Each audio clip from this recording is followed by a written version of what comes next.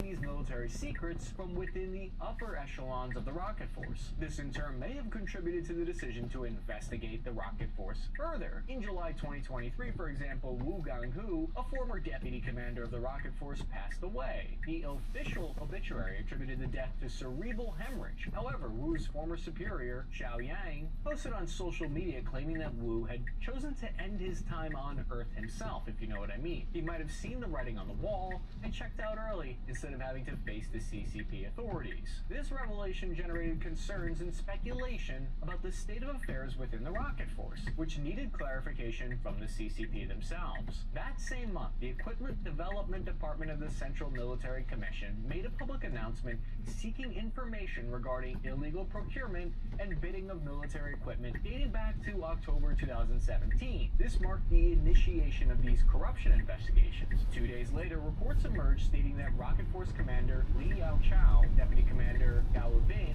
and former Deputy Commander Zhen Zhang had been arrested and were currently under investigation. So in July, Xi Jinping announced the appointment of Wang Bin as the new Rocket Force Commander. He's 63 years old. He's been in the service since 1979. So he's an old hand. And Xi Shang was made the political commissar.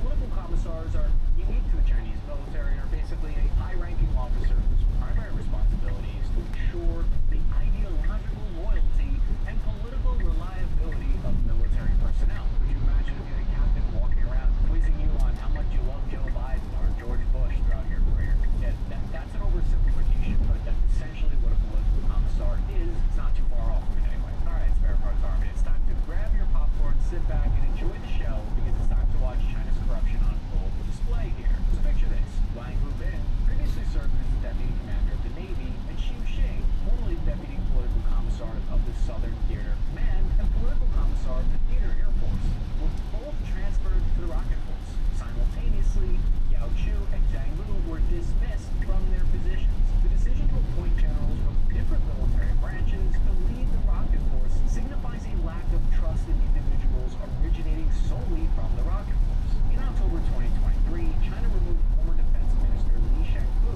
from his position. Li had been absent from public view since August, and reports indicated that he was being investigated for corruption. Li had headed the departments from 2017 to 2022. Why is any of this matter when the bullets start flying? Because corruption hurts unit cohesion. I'm always reminded of that quote from Band of Brothers when Lieutenant Winters is unhappy when he sees Buck Compton gambling on cards with his enlisted troops. He says, "Never put yourself in a position where you can take from these men." This is a truism in the military. In a well-functioning unit, there's a sense of leadership ethics. This quote emphasizes the importance of avoiding situations where you can exploit or take advantage of your subordinates, even if it's just a seemingly harmless activity like gambling. If you feel like your leadership is taking advantage of their position of power to gain money, you're bribing their way to the top, how much respect for them would you have? And personally, I'd be less likely to lay down my life or follow an order that a corrupt officer gave me. Furthermore, on December 27th, the CCP National Committee dismissed Wu Yangxing,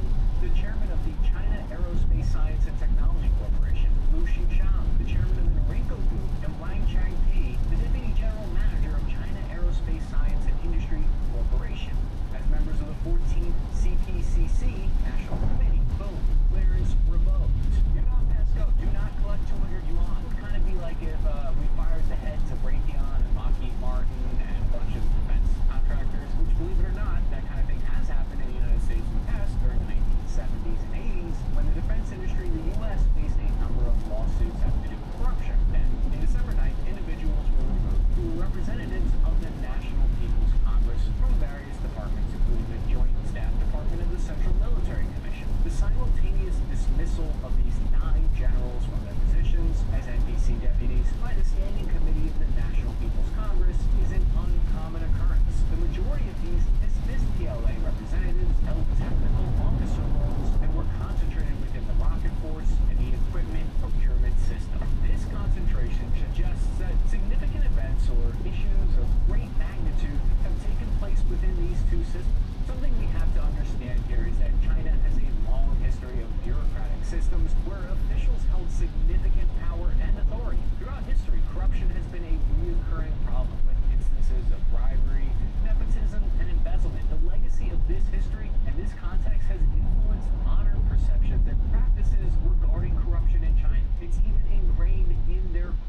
some degree, with the concept of guangxi, which means personal relationships and networks play a traditionally important role in Chinese society.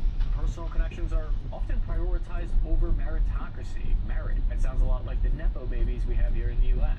When Deng Xiaoping initiated economic reforms in the late 1970s, the military had already become an integral part of China's economic landscape. In addition to its farms and various industrial activities, the military in China controlled an extensive defense production industrial complex and had some of the nation's best technical capabilities. Even within civilian enterprises, major airports and numerous other sectors fell under military control and administration. China's railways, for instance, had to prioritize the military's orders. Consequently, during the early 1980s, the number of PLA troops reached a peak of about 4.1 million people. There were thousands of registered business firms associated with the military. This bureaucratic system, where it's the government's money, not yours, on the line, is primed for corruption. Moreover, the military enjoyed a favorable position for smuggling activities because neither the police nor customs had the right to inspect military vehicles suspected of carrying illicit goods. According to this research publication titled The Chinese Military and Its Business Operations,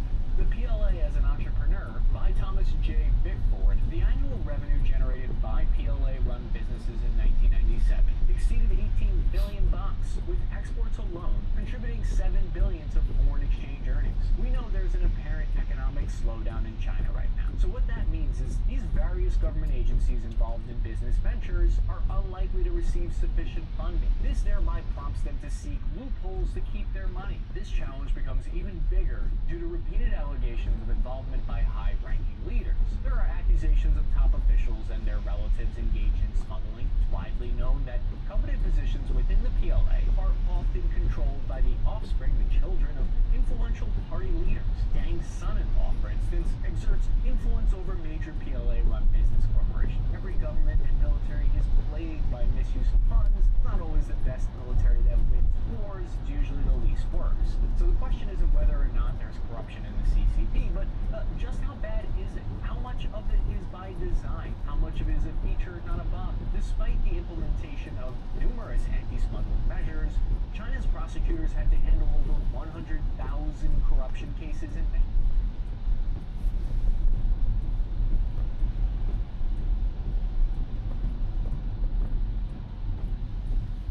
alone. The PLA failure to effectively address this negative publicity and growing criticism from the party leadership.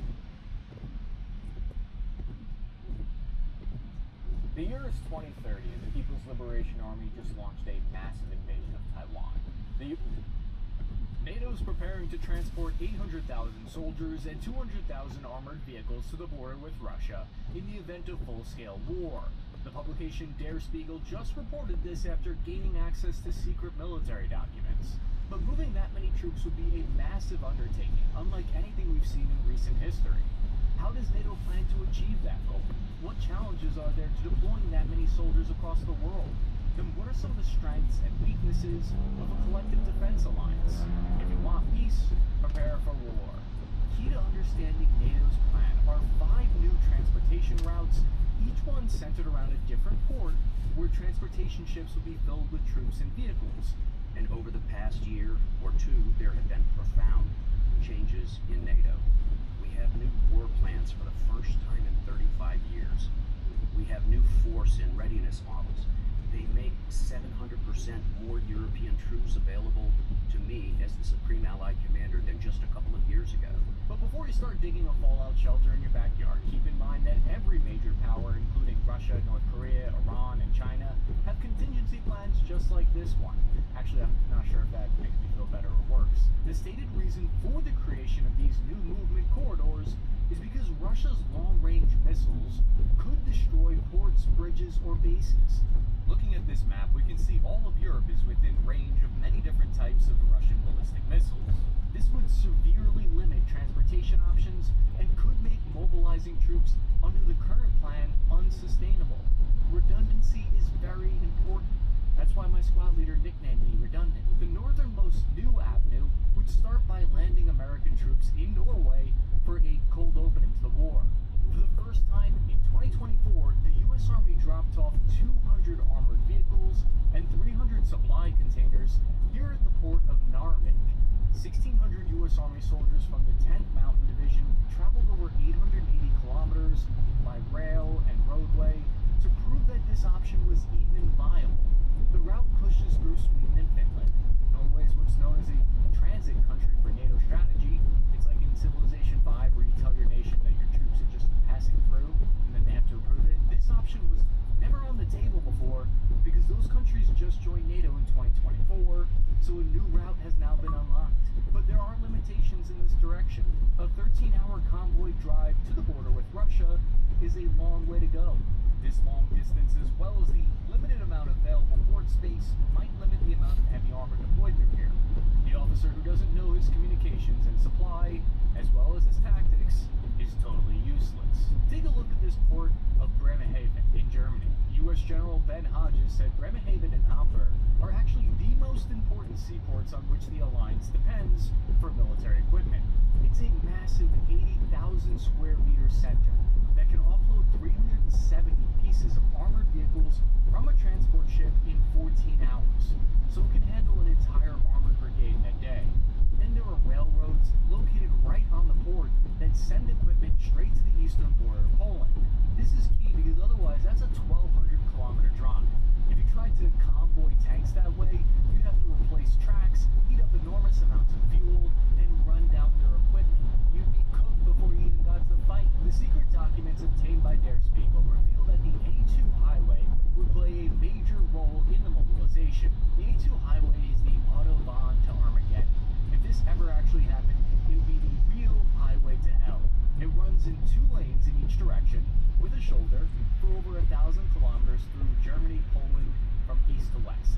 It's the fastest, shortest east to west route.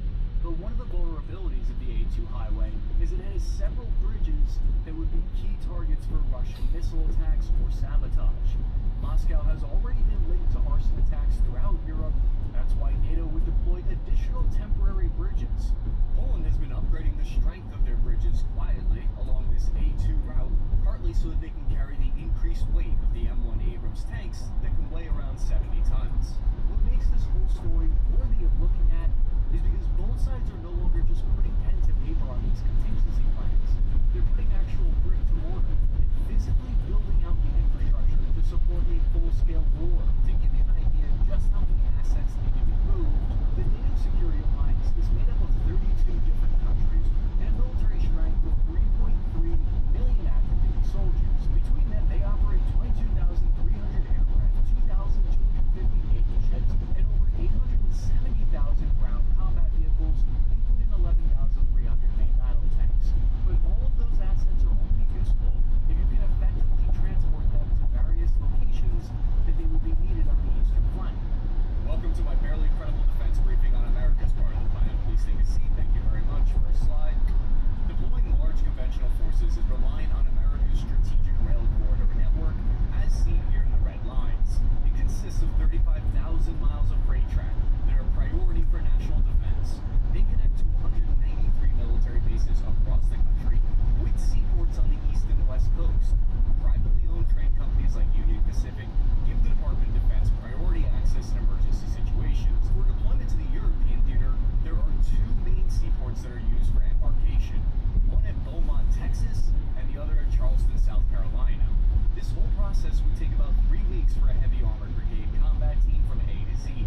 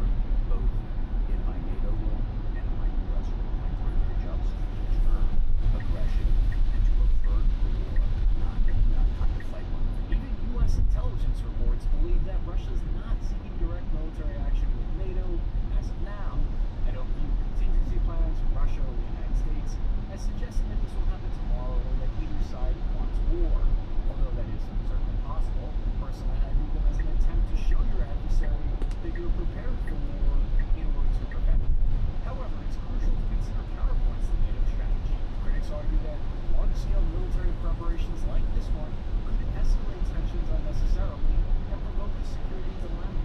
Russian officials have condemned NATO's buildup as an aggressive and violation of previous agreements aimed at reducing military presence near their borders. NATO's outlined that they view Russia's actions in Ukraine as the root cause of escalation in the region. One of the clearest signs of this plan in action, I think, comes from looking at the changes to the freight network in the region. The freight train network from Netherlands through Germany to Poland is a very important route. It starts at the port of Lissabon. This is where American shipments of weapons and armored vehicles have already been staged and transferred throughout Europe, including equipment that's sent to Ukraine. But I've observed a new development along this line. This official U.S. government website publicly announced a $225 million investment in a new section of railway here. The U.S. government's looking for construction firms to partner with and rebuild a railway that extends from Poland to a military airfield near Lviv in Ukraine. The official reason for this is to help Ukraine's economy export agricultural products. Unofficially, though, open source analysts believe that it's a way to rapidly expand transfer of weapons into Ukraine. This was first brought to my attention by our open source intelligence sleuths on our Discord server. Much appreciation to the Spare Parts Army hard at work there. The U.S. Agency for International Development is now redeveloping a 75-kilometer section time required to deploy equipment by ships. At that point, it currently has 11,600 forward deployed soldiers in Poland, led by U.S. forces, in addition to Poland's own forces. Of course, you can't just draw big arrows on a map and call it a day. Any joint movement corridor has to be carefully considered both from a military standpoint and a civic one. Shuffling foreign troops back and forth across multiple countries isn't as simple as a drive from point A to point B. There are numerous factors that hinder a country's military from getting to the front lines, including things like weight limitations on bridges. Another planned avenue would run from ports in Italy to Slovenia, Croatia, and Hungary. There are plans to fly to Turkey and then move from there as well. I remember when my battalion was mobilized to Latvia, our strikers, armored vehicles were offloaded from ships at ports. Movement by sea like this is way less maintenance intensive than flying armor in by air. We are exercising sea lift capacity, which is shallow draft sea lift running essentially a network below the network of airplanes, because it will fully consume our airlift fleet if we fly everything. Which is much less efficient. So why are there so many different avenues of approach? In the past, everyone was consolidated at as few major bases as possible, these giant FOBs or forward operating bases. But this new way of spreading out is because of a new emerging military doctrine that calls for widely dispersed operations. The new plan calls for decentralized operations by small units located far away from large permanent bases that are vulnerable to missile strikes. We've already seen how efficient widely dispersed tactics can be. Just look at how the Houthis have continued their missile strikes in the Red Sea by spreading out and largely avoiding punishing American airstrikes. So NATO's spending $2.7 billion on expanding the Romanian 57th Air Base to become its most important base near Ukraine. It'll become the largest NATO base in Europe with a perimeter more than 30 square kilometers. The base will have additional runways for more fighter jets and C-17 strategic airlift to fly troops and equipment into. The 57th Air Base in Romania is expanding to house 10,000 NATO personnel. Amateurs talk about tactics, but professionals study logistics. NATO is not only changing how they physically move troops to the front, they're also adjusting how they invest in collective defense. There are some strengths and weaknesses to this approach. Each country is being asked to focus on one area of defense. The military has a phrase that captures this theory, I think. It's fight smart, not hard. My old squad leader used to say that to me all the time. In theory, the way it works is that the United Kingdom, France, they focus their investment on the Navy, Air Force, and nuclear weapons. Meanwhile, Poland focuses on investing in the army, stockpiling of main battle tanks, and Germany's main role is as an industrial base, where they manufacture artillery and tank munitions. Combined, NATO has ramped up artillery shell production to 2 million shells per year today, and they're on track to reach 3 million shells by 2025. The smaller Baltic states are focused on cybersecurity contributions. Underpinning all of this is the United States with its roughly 4,000 main battle tanks, including those in storage, and 45,000 armored vehicles stockpiled in reserve. That's a 10,000-mile high oversimplification of NATO's evolving collective